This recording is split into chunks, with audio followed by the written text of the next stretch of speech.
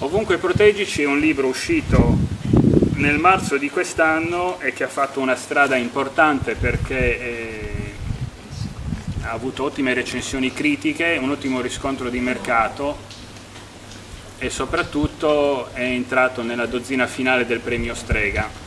Siamo in presenza quindi di uno dei libri migliori usciti sul mercato quest'anno. L'ho letto, a me è piaciuto. Chi l'ha letto sa che questo libro aggancia immediatamente il lettore con un'esca molto forte, una voce narrante che si professa assassino e che piano piano si svela rivelando la propria identità e i motivi della sua confessione iniziale. Chi non lo legge penso abbia bisogno di un consiglio, cioè munirsi di carta e penna prima di iniziare, perché ci sono genealogie piuttosto intricate, districarsi nelle quali è difficile, ma sempre piacevole, naturalmente. Direi che possiamo far parlare l'autrice chiedendole prima di tutto, inizio io a fare qualche domanda, come è nato e di che cosa parla.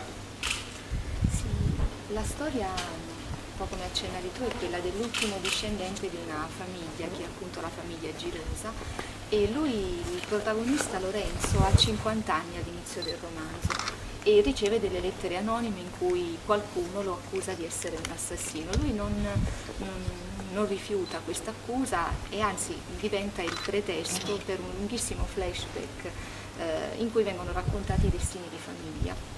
Lui racconta gli antenati, racconta i nonni, però la figura essenziale della sua vita è il padre che si chiama Nicola, e che è assolutamente una figura ingombrante nella vita di questo ragazzino che è quasi un personaggio alla rovescia di quelli di Dickens.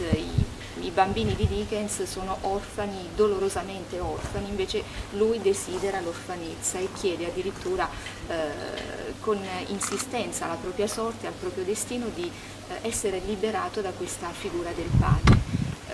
Ci riuscirà e prenderà spunto dal terremoto del 62.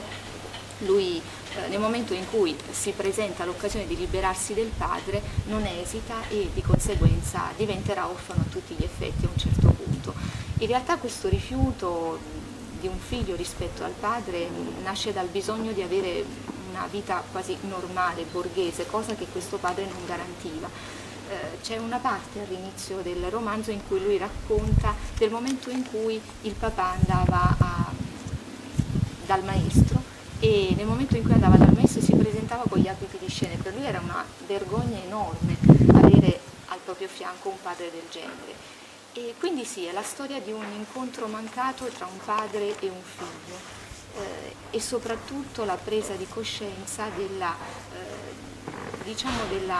come dire, di quanto le vite a volte siano sovrapponibili, perché giunto a un certo punto della propria esistenza Lorenzo si rende conto che la sua esistenza è totalmente simile e sovrapponibile a quella del padre, e quindi comincerà un lungo percorso di riconciliazione con il padre, quando però i tempi ormai non saranno più quelli ideali per poterlo fare. Hai detto che è la storia del rapporto tra un padre e un figlio, ma più in generale si può dire che è una saga familiare? Assolutamente sì, perché ci sono gli ingredienti di una saga, ci sono tanti personaggi. Quello che forse mi distanzia da Marquez, che è stato più volte citato, è che lì c'è il tema della paternità orgogliosa, in Marquez qui invece c'è una pesante, come dire, mancanza in questa famiglia, nel senso che loro non riescono a progredire, non riescono ad andare avanti. I Girosa hanno proprio questa incapacità di avere figli, e quindi si crea una sorta di, come dire, di impossibilità di conciliare la villa in cui abitano con quella che poi è la loro esistenza. Loro abitano in una villa che è sterminata e piena di stanze, pare che sia stata creata per ospitare una progenie numerosa, invece poi questo non accade. Quindi un po' una saga alla rovescia, al contrario, perché poi non ci sono poi discendenze molto generose. Qualcuno l'ha letto qui nel pubblico già il libro? No. I due librai. La responsabilità. Era solo per sapere se... Non diteci niente. No, non vi diciamo niente. Come finisce? Quello era.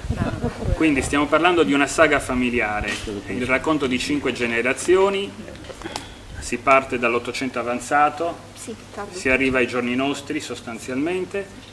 Dentro questa saga familiare si mette a fuoco più in particolare il rapporto tra un padre e un figlio, che non si trovano mai, anche se vivono lungo tempo assieme.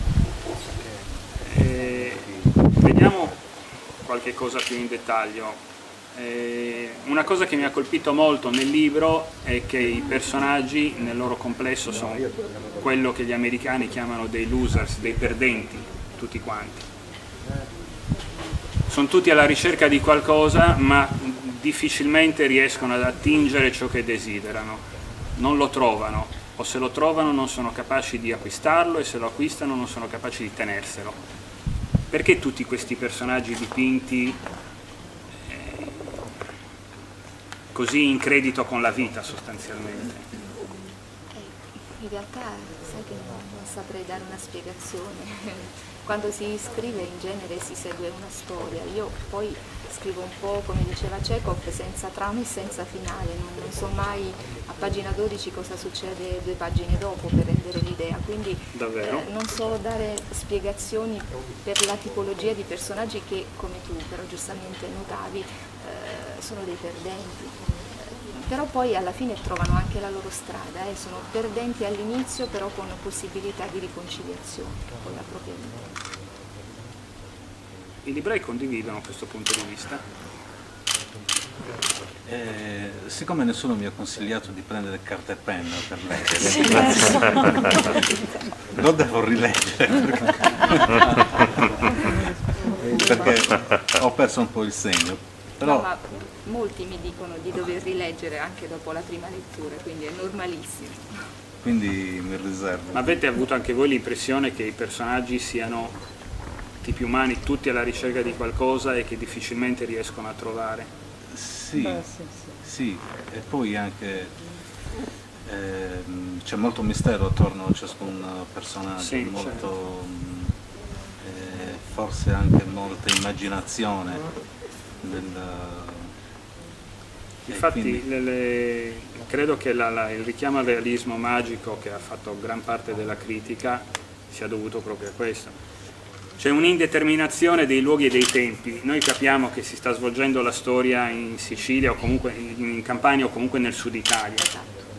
E l'epoca, il periodo nel quale si svolge il racconto lo si intuisce da riferimenti generali come le guerre. Ma non c'è nessun dettaglio ulteriore, anche questo è voluto? Sì, io volevo accostare la storia con la S maiuscola, con le storie particolari dei personaggi che racconto. Per esempio la prima guerra mondiale è entrata in gioco nel momento in cui mi interessava ritrarre Domenico.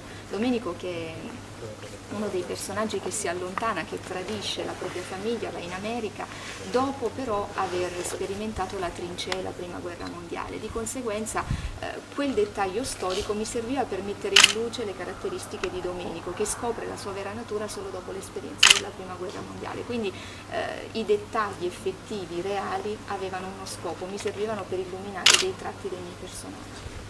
Ma il desiderio di tenere tutto un po' nell'ambiguità, sia come luoghi che come tempo? Sì, anche come quello, quasi come ci fosse una volontà di sospendere nel vuoto l'intera vicenda. Non mi rispondere che scrivi senza sapere. No, non è ragionata, non ci ho ragionato molto su, però effettivamente è così. Forse intendevo tenere un po' più sul vago la collocazione, sia geografica, quella è ancora più indeterminata rispetto a quella cronologica, e di conseguenza anche l'altra, sì, sono indeterminatezze più o meno volute. Sì. C'è da dire che il fatto che sia il luogo che i tempi siano così imprecisati dà molto fascino alla storia e molto fascino alla lettura. E come dicevo prima, credo che sia questo che poi ha spinto parte della critica, insieme alla ricchezza di linguaggio, su cui magari dopo torniamo, a richiamarsi al realismo magico, ma non penso, mi sembra di capire, che tu condivida tanto questo affratellamento. Non non totalmente, anche se io adoro Cent'anni di solitudine, quindi qualcosa deve essere rimasto indubbiamente, però nella lettura soltanto la prima parte potrebbe far pensare un pochino a Marquez, perché il romanzo poi prende tutta un'altra piega e non nella direzione ovviamente di Cent'anni di solitudine, quindi soltanto quando racconto i destini di famiglia qualcosa potrebbe far pensare a Marquez, anche se alla lontana, facciamo un po' di passi indietro. Posso Certo. dare un'impressione che ho avuto io, del tutto personale? A un certo punto avevo delle immagini che mi ricordavano le canzoni di De André, cioè queste immagini un po' così surreali, che però molto, molto ricche di significati. L'autrice scopre una cosa nuova. Io sì. Sì, però sì, è un romanzo che procede molto per immagini, molte metafore. Altrimenti anche, è come se uno faccia una passeggiata in bicicletta all'imbrunire, vede delle cose indistinte, poi magari appunto si riserva di ripassarci quando è pieno giorno. Bello, sono contenta che abbia dato questa impressione. Quindi mettiamo prego. Elisa, i personaggi si cercano o si trovano? Ad esempio nell'amore o nelle amicizie? Tra loro intendi o Tra loro. o No, tra loro. Quelli del mio romanzo Sì. si cercano tanto e a volte si trovano anche, però se pensiamo alla vicenda di Ettore e Rosaria, loro si cercano a lungo, sono lontani per un lunghissimo arco di tempo, il tempo che è necessario a Rosaria per crescere, perché hanno una distanza notevole, 16 anni più o meno, infatti lui dice a un certo punto sarebbe un'età che potrebbe giustificare quasi una paternità tra me e Rosaria. E quindi sì, si cercano a lungo, però alla fine si trovano anche, molti, quasi tutti alla fine si trovano. Persino Lorenzo col padre in qualche misura si troveranno, almeno nell'idea del perdono. mettiamo a verbale che l'autrice rifiuta l'assimilazione a Marquez e rivendica il proprio stile. Ma rimanendo sui personaggi, un'altra cosa che mi ha colpito molto sono le donne di questo libro, perché se tutti i personaggi nell'insieme faticano a trovare una posizione nella vita e nel mondo, le donne ancora di più, e spesso sono costrette a chiudersi in un mondo tutto loro, a ricorrere addirittura a quella che altri definiscono magia, superstizione, come Rosaria, la bambina, per riuscire a comunicare col mondo. Perché le donne sono così? Le donne sono un po', come dire, ciò che può servire agli uomini di questo romanzo per sostenersi, quello che poi credo facciano anche nel quotidiano. Rosaria, per esempio, dà senso alla vita di Ettore, è un senso che dura nel tempo. Lei, diamo qualche dettaglio di questo personaggio, nel senso che lei è una bambina, si chiama in molti modi, dapprima è Rosaria, poi diventa Pollina perché aveva l'abitudine di rifugiarsi nel pollaio, poi a un certo punto viene colpita da un fulmine e quindi comincia come dire, a prendere forma l'idea che lei abbia una dote particolare che poi effettivamente ha, quella di prevedere l'avvenire. E a lei però questa cosa, come dire, questo peso della grazia è insopportabile, quindi deciderà di liberarsi di questo dono e comincerà a fare delle previsioni alla rovescia, quindi nel periodo di guerra, magari per chi andava a chiedere se magari il papà, il fratello sarebbe tornato, le diceva sì quando magari era già morto, quindi questo scombina un po' le carte e farà in modo che lei a un certo punto perda questa come dire, aureola di santità in cui era stata iscritta e comincerà a sfruttare l'unica cosa che le rimane, che è il proprio corpo, e a quel punto diventerà tutt'altro che la santa del paese. E però Rosaria rispetto ad Ettore diventa un elemento determinante, perché se c'è una ragione per cui Ettore non impazzisce nel momento in cui decide di rifugiarsi nel capanno e di sperimentare le sue pozioni assurde di erbe, è proprio perché c'è Rosaria. E molte donne fanno da supporto a altri personaggi del libro. La donna come sostegno dell'uomo, quindi Sì, in questo romanzo sì. visione esclusivamente letteraria. Esclusivamente. Sì. Ettore e Rosaria, di cui parlava Elisa, sono due personaggi delle generazioni di mezzo, possiamo dire. in questo viaggio lungo più di un secolo. Sono due personaggi che stanno letteralmente a cavallo tra il mondo agricolo di un tempo che è scomparso da un pezzo e la modernità, il dopoguerra, il secondo dopoguerra. Sono due personaggi che però non sembrano maturare con il loro tempo, giusto? Rimangono pienamente inseriti nella dimensione che hanno acquistato quando sono diventati adulti e poi non si sono più staccati da là. È vero, rimangono fedeli a se stessi, addirittura quando si ritrovano e sono entrambi adulti, lui è molto più adulto di Rosaria, scoprono che il tempo in realtà non è passato, quindi anzi è passato invano, perché Rosaria, nonostante la sua vita difficile, è rimasta la bambina che incontrava Ettore quando andava in galleria per curare i polmoni, perché lui aveva disturbi a livello fisico. Questo ragazzino pensava, era convinto che per curare i suoi problemi ai bronchi fosse necessario stare in galleria mentre passavano i treni e inspirare i fumi delle locomotive. Quindi si tratta di rimedi piuttosto bizzarri che non guariscono affatto le pene. Esatto. Che però vengono praticati. Sì. Mia nonna mi raccontava che venivano portati i bambini a respirare effettivamente stolidamente quei fumi. Il contrario. Sì. La lingua? La lingua di questo libro è straordinariamente ricca. Non c'è una metafora usurata dentro, non c'è un luogo comune trito. Qualsiasi espressione possa venire in mente a uno di noi per definire una situazione non corrisponde a ciò che poi si trova sulla pagina. È come se l'autore avesse fatto grandissimi sforzi, o comunque abbia messo una cura particolare, molto particolare, nel foggiare la lingua e nell'affinarla pagina dopo pagina e frase dopo frase fino a renderla una cosa unica. Giusto? Sì, ci ho provato io. Quanto lavoro c'è dietro questo? In termini concreti 2 anni, però io sono sempre dell'idea che bisogna molto riflettere prima di cominciare a scrivere, quindi sì, rimandare dovrebbe essere la fase che precede la scrittura. Io scrivo molto piano, senza molta fatica, devo dire che le pagine poi all'inizio erano già venute fuori così e l'editing non ha cambiato molto.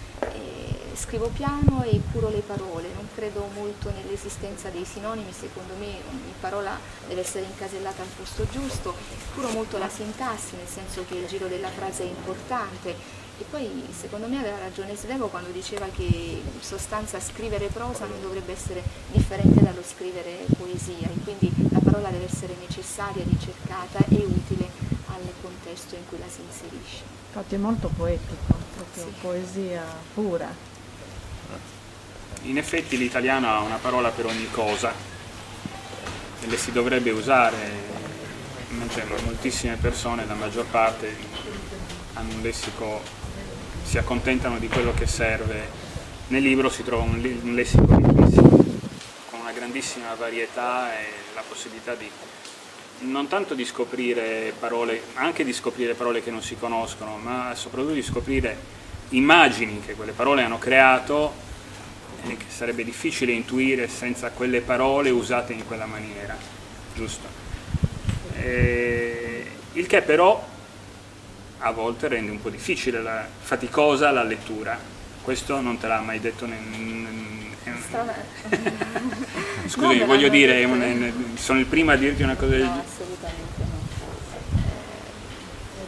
Parecchi la fanno pesare questa cosa, nel senso che mi dicono devo tornare indietro per agganciare un periodo che magari è troppo lungo, la difficoltà anche di qualche termine più ricercato, però è bello anche così. Io credo che faticare un pochino sia anche necessario, perché incontrare un libro che è stato scritto con cura e quindi spingere il lettore a salire di un gradino può aiutare anche a fare, come dire, un passo avanti nell'esercizio dell'umana comprensione. I libri sono come esseri umani, quindi non si può scrivere come si parla e non si può trasferire il nostro parlato sulla pagina. Noi abbiamo una lingua bellissima e però una lingua potenzialmente banale. Se noi la banalizziamo senza illuminare le parole, senza cercare la costruzione giusta della frase, diventa tutto opaco e il libro credo che sia anche un dono meno accurato nei confronti del lettore. Però ho notato questa ricercatezza anche nelle note finali. Io scrivo proprio così, qualsiasi cosa scriva, scrivo così. Infatti quando mi dicono hai costruito, hai lavorato, in realtà è un processo molto naturale la scrittura di ogni pagina. Quindi non c'è a monte un lavoro di una premeditazione. Pensi che sia questa scrittura, questo tipo di scrittura ha avuto una parte importante poi nel riscontro della critica? Sì, forse sì, quello ha fatto un po' la differenza, perché molti hanno notato questa cura, il dettaglio, la ricercatezza. Dal punto di vista critico non mi hanno fatto pesare, ecco, la ricercatezza. Ricercatezza forse non è il termine giusto, perché dice qualcosa che è fine a se stesso in realtà, molte volte. Nessuna di queste espressioni è fine a se stessa, no? Non è autocompiacimento nello scrivere, è il desiderio di stendere una lingua che sia necessariamente stesa in quel modo. E che corrisponda al mio modo di vedere il mondo. Esatto. E dell'accostamento all'Ortese invece? Quella me l'hanno detta, ma non l'ho letta la recensione. Chi l'ha detta questa cosa? Non ricordo, infatti mi è stato detto in questi giorni, ma io non... Un recensore, qualcuno di voi ha mai letto i libri di Anna Maria Ortese? Che a 50 anni dovrebbe averla sentita, pubblicava tanti anni fa per Adelphi Il Cardillo innamorato, qualcuno ha mai sentito? Forse è l'ambientazione. Sì, io semplicemente l'ho letta l'Ortese, forse più quella del Mare non bagna Napoli che non quella visionaria, perché il mio libro è molto concreto, non ha quella visionarietà. È un altro modo, un altro tentativo di farti entrare nel realismo magico senza ricorrere a Marquez, tutto sommato. Ma lui non vuole. Lei non vuole. No, Marquez è più tollerabile per me, perché io lo adoro, forse qualcosina effettivamente c'è, però la Ortese, per quanto la ami, non credo che sia molto vicina a me. Vediamo di sottoporre all'attenzione del nostro pubblico qualche passaggio. Io ne ho in mente uno, poi magari lo leggo. Tu ne vuoi leggere qualcos'altro di tuo? Ne leggiamo due, uno lo leggo io e uno... Inizia tu. Parlo io? Cosa ci proponi? Allora, se riesco a ricordare dove era. Sì, sarebbe la parte in cui lui ricorda quanto sia stato ingiusto il suo rapporto col padre verso la fine. Sì. Allora, succedeva ogni estate che Blackman chiedeva a mia madre di Il darmi... padre, scusa, Blackman sì, è il padre. Esatto. Succedeva ogni estate che Blackman chiedeva a mia madre di darmi vestiti vecchi e leggeri, quelli che non hai scrupolo di rovinare, e andavamo in fondo a un campo frequentato solo da grilli e lucertole. Mi insegnava, e adesso non mi pare neanche tanto terribile quel che provava a fare. Adesso le intolleranze di allora sono stranezze da bambino. La miseria di casa nostra e l'affronto di chi ci segnava come una razza di zingari anomali e stanziali, tutte queste cose adesso sono cose che non esistono. Una sola volta imparai un grammo del suo mestiere. Era un trucco semplice, giocato sulla velocità di mano e sulla quantità di oggetti buoni a distrarre chi non li mente. Imparai così bene che mio padre mi inserì nello spettacolo del sabato, verso la metà dell'esibizione, dove infilava gli esercizi semplici di passaggio prima dei numeri cui teneva di più e che eseguiva solo da solo. Quel sabato piansi a vedermi allo specchio come un Blackman in miniatura, ma andai in scena perché era un ordine da non discutere, perché l'osso del braccio sinistro, appena saldato, faceva da promemoria contro ogni disubbidienza. Accaldato dal chiaro che avevo addosso, solleticato dai lustrini cuciti da mia madre e distratto dalle voci che discutevano sulla mia età, che avrebbe ancora richiesto giochi da cortile, so che a un certo punto sbagliai e rallentai i gesti. Nulla di grosso in verità, forse un'imperfezione lieve, percepibile solo agli occhi di mio padre, che vidi allora e già temevo in collera. Mi sbagliavo, lui era lì e a suo modo mi sorrideva, mi incoraggiava e aveva gli occhi lucidi per il caldo e la stanchezza, pensai. Ricordo che mi fece segno con la mano di andare avanti, di continuare, di non fermarmi. Per anni ho avuto nella mente un setaccio crudele che ha lasciato passare il buono per tenersi a fior di rete solo il peggio di quel che siamo stati. Lo schiaffo e non la mano poggiata sulla testa, la parola cruda e non quella senza denti, l'accusa di debolezza piuttosto che la speranza del suo contrario. Quando ho rivisto mia figlia, mi è sembrato di ritrovare quel gesto ancora una volta e ho deciso di andare avanti, come non avessimo sciupato tanto tempo e il suo perdono, in fondo, valesse quello di mio padre.